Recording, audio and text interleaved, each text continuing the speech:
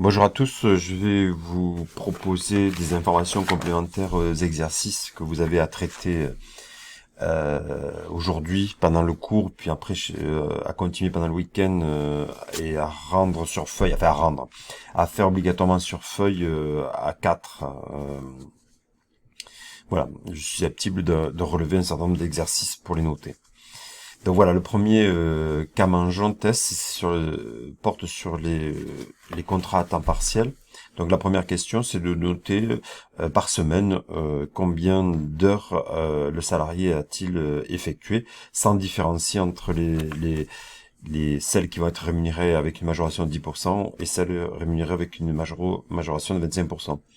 Donc évidemment, on voit que les semaines se terminent toutes dans le mois en cours, donc le mois de décembre. Donc évidemment, on doit tenir compte de l'ensemble de ces semaines. Ensuite, question 2, on vous propose de faire l'étude entre les heures qui vont être rémunérées à 10% et celles à 25%, en tenant compte de l'information qui est située en dessous. Et je précise qu'on parle ici de la durée hebdomadaire, hein, par semaine. Donc 10% de la durée prévue au contrat pour ce salarié à temps partiel. Voilà, donc on va avoir une limite aussi de 1 tiers. Donc ici, vous allez retrouver les informations. Je vous ai laissé la correction. Vous voyez si vous avez juste. Et surtout, vous vérifiez est-ce que je vous devez vous dire, est-ce que je suis capable de faire ce petit bulletin sans avoir de modèle sous les yeux. Voilà. Là, le taux de rémunération était de 10 euros. Et je vous rappelle que salaire de base, eh bien pour le salaire de base, on doit faire le taux moyen, la durée moyenne de travail mensuel, c'est-à-dire fois 52 semaines divisé par 12 mois. C'est un mécanisme qu'on retrouve très souvent. Ensuite, on vous met dans une condition où Karine Mangeon souhaite travailler davantage et elle a demandé à son employeur pour le jeudi 28-12 euh, de travailler de 19h à 23 et on vous demande de calculer le nombre d'heures complémentaires maximales pour une semaine que ce salarié peut faire. Donc là, vous utilisez la limite de 1 tiers, mais pour la durée hebdomadaire, donc 18 heures. Et on vous demande de faire le même calcul avec le raisonnement mensuel. Évidemment, c'est la durée moyenne de travail. Voilà, pas de difficulté particulière pour la suite. Et puisqu'on vous avez des conditions de limite dont il faut tenir compte.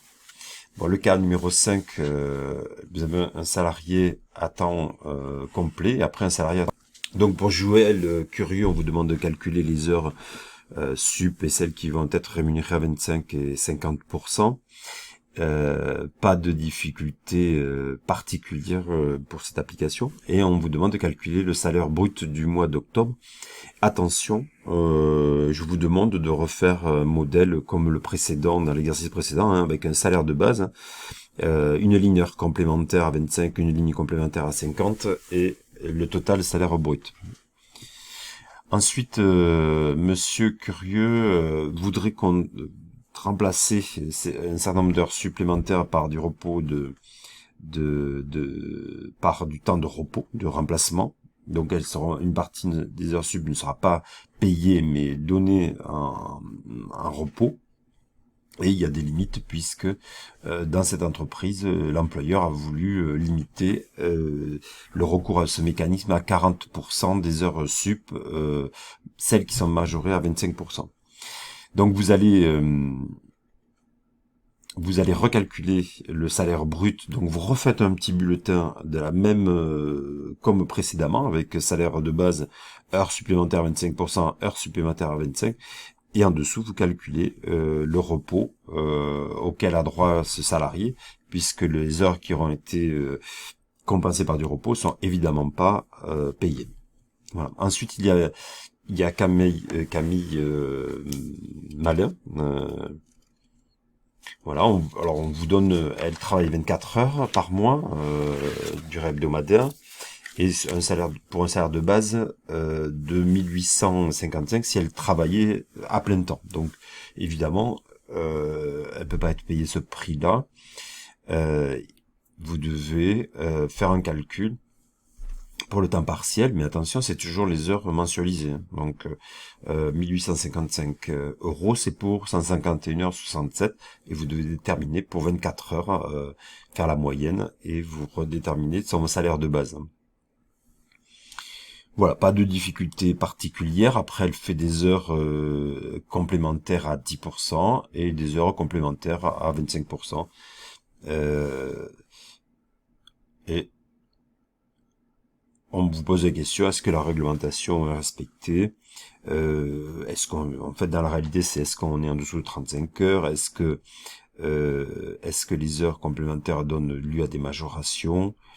Et on a une limite de 1/3, donc vous devez tester, est-ce que on est dans la limite des 1/3. Donc je reviens ici sur son contrat de travail qui donne des limites à 10%, puis c'est à 25%. Ça c'est pour une durée hebdomadaire, hein. C'était pas précisé, mais je le fais ici. Voilà, ensuite vous avez un questionnaire. Attention, ne vous contentez pas à faire vrai-faux, hein. Je voudrais que vous, dans la mesure du possible, que vous justifiez. Voilà. Si j'évalue ce travail-là, eh bien je regarderai votre volonté de vouloir expliquer, justifier. Voilà. Donc bon travail pour mardi. Merci.